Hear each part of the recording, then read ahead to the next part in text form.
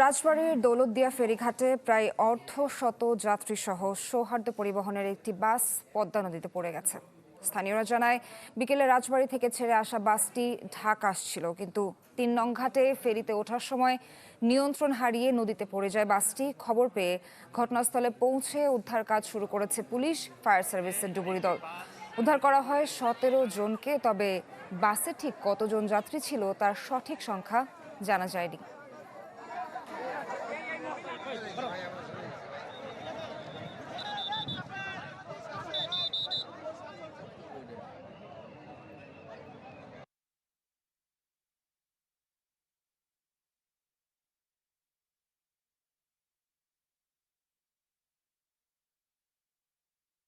ঘাটে একটি বাস নদীতে পড়ে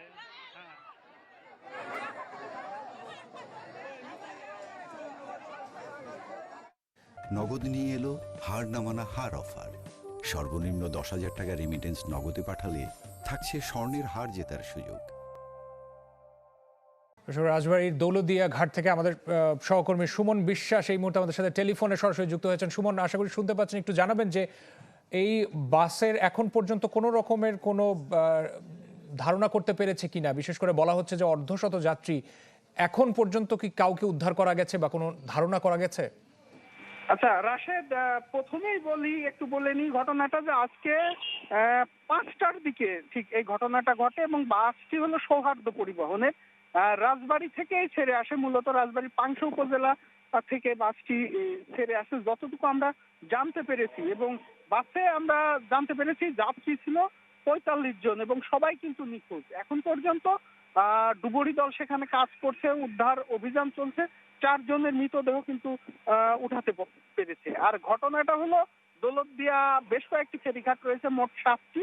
এর মধ্যে ৩ নম্বর যে ফেরিঘাট ছিল সেই ফেরিঘাটে বাসটি কিন্তু উঠতে যায় ফেরিতে, তখন নিয়ন্ত্রণ হারিয়ে কিন্তু নদীতে পড়ে যায় এবং পড়ে যাওয়ার সাথে সাথেই জীবিত কিন্তু এখন পর্যন্ত মানে ঘটনার সময় কাউকে কিন্তু উদ্ধার করা যায়নি। ফলে ধারণা করা হচ্ছে যে সমস্ত যাত্রী কিন্তু নিখোঁজ রয়েছে এবং এই নিখোঁজ যাত্রীদের সহজনরাও কিন্তু এই ঘাটে আসছে।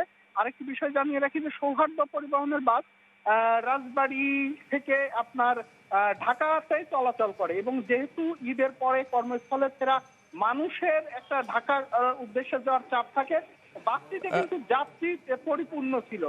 ফলে যে সমস্ত যাত্রী ছিল তাদের যে ভাগ্যে কি ঘটেছে এটি সহজে আমরা ধারণা করতে পারি। তবে ঘটনা ঘটার সাথে সাথেই বিআইডব্লিউটিসির যে উদ্ধারকারী জাহাজ হামজা থাকে, সেটি পাটুরিয়াতে থাকে, সেটি তাৎক্ষণিক এসে কিন্তু উদ্ধার কাজ শুরু করেছে এবং বাসটিকে কিন্তু এখন পর্যন্ত উদ্ধার করা যায়নি এবং বাসটি ছেড়ে আসে 2:10 এবং এই ছিল মূলত এখন পর্যন্ত।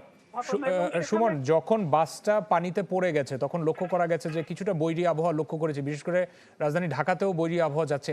এই মুহূর্তে সেখানকার আবহাওয়া কেমন? বিশেষ করে যে উদ্ধার কাজ পরিচালনা করছে, সেই উদ্ধার কাজ কতটুকু মসৃণভাবে করা সম্ভব হচ্ছে বলে দেখছেন?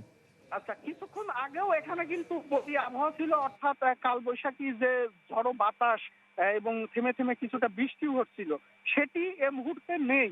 ফলে উদ্ধার অভিযান কিন্তু এখন স্বাভাবিকভাবেই করতে পারছে।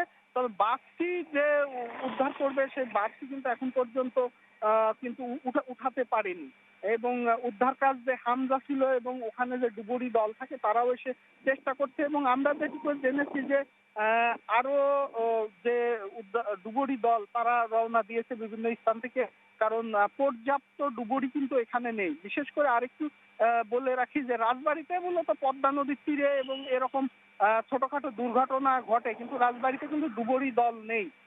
ডুবুরি আসে ফরিদপুর এবং মানিকগঞ্জ থেকে। ফলে ডুবুরি দল এসে যে কাজ শুরু করছে এবং জনবল আরো বাড়াবে বলে আমরা যেটুকু জেনেছি এবং এখানকার পরিস্থিতি তো বুঝতেই পারছেন হৃদয় বিদারক এবং ওই বাসের যারা যাত্রী ছিল তাদের স্বজনরাও ঘাটে এসে মূলত ভিড় করছে তাদের স্বজনদের। সুমন, আমরা বুঝতে পারছি আপনিও সেখানে থাকুন, তথ্য সংগ্রহ করুন। নিশ্চয়ই প্রয়োজনে আপনার কাছে আরো একবার যাব সর্বশেষ তথ্য জানার জন্য। সুমন বিশ্বাসকে ধন্যবাদ জানাতে চাই। রাজবাড়ীর দৌলতদিয়া ঘাট থেকে সুমন বিশ্বাস সর্বশেষ জানাচ্ছিলেন আমাদেরকে।